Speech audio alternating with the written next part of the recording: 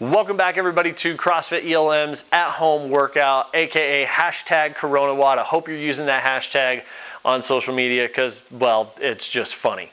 Well, today's workout for March 28th, which is Saturday, is a nice little challenge. The actual workout itself is 4 rounds for time, 20 thrusters, and we'll talk about options there, 50 alternating lunges, and 30 pike push-ups. So 4 rounds for time there. Now, the thrusters. Let's talk about the thrusters first. Number 1, these are all about a good squat. So don't get sloppy here trying to go fast and then make your squat terrible, okay?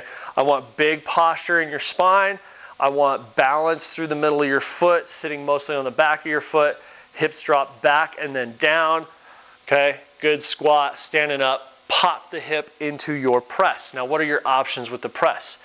You can do this with a dumbbell in each hand. You can absolutely do that, okay? Keeping the dumbbells front to back, not side to side, where you have more control, all right? Or for most of us who only have 1 dumbbell at home, here's how that's gonna look. You're gonna take the dumbbell, hold it on each head like this, and then do your thruster, okay? That's what that looks like there.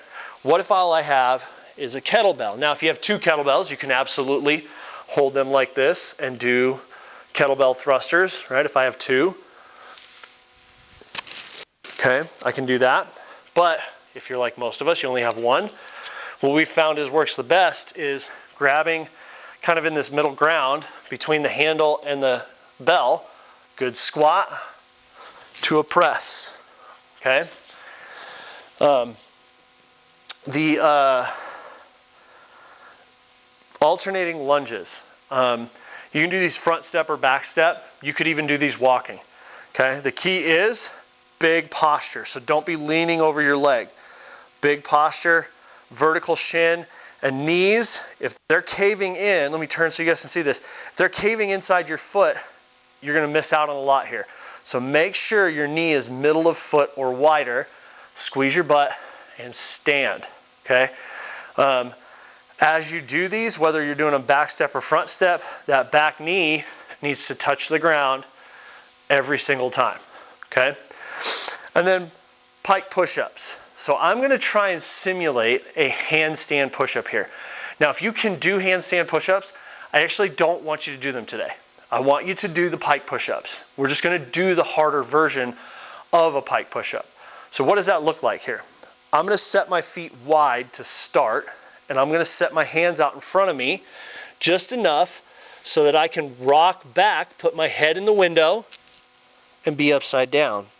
Once I'm there, I can rock forward, come down, touch the ground, press back to a simulated handstand. To make these harder, feet come together, same deal. Okay? If I don't have the capacity for pike push-ups just yet, you can do regular push-ups. You're just gonna come down to the ground, push up, okay? Even knee push-ups will do for this workout, okay? So, warm up for this workout. First thing we're gonna do is a little bit of mobility. So we're gonna hold the bottom of a squat for 2 minutes and then a 30 count chin shoulders sequence. So what does that look like? What does holding a bottom of a squat actually look like? If you need to, for balance purposes, you can use a door jamb or you can use like the side of your couch, okay? So I'm gonna come over to the couch, I'm gonna set my feet, big posture, sit down, and just sit all the way down here and stretch. Use the couch for balance as you need to, okay? When it's time to come up, take a big deep breath in, and then as you stand, breathe out. Okay, and then stand here for a second because you'll get the fuzzies, okay? For the chin shoulders, again, this is a 4-part movement. First part is wring out your shoulders like you're wringing out a towel. 30, okay? Then 30 swings like a field goal, 30 swings like a bear hug, and 30 swings like a jumping jack, okay? Then you have 20, 15, 10 for quality. So move slowly here. Not necessarily slowly, but don't go through these hard and fast. Move for quality. 20, 15, 10 of each of air squats and push up to pike, okay?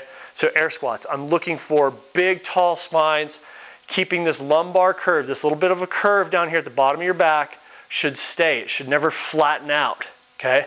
We want that to stay, arms up, good full depth squat, and standing, okay? Push up to pike. I know we do these a lot, but there's a function behind it. We're trying to warm up shoulders for pressing and rotating, okay? So again, as a review, I'm gonna start on the ground because these are push-ups, not let-downs.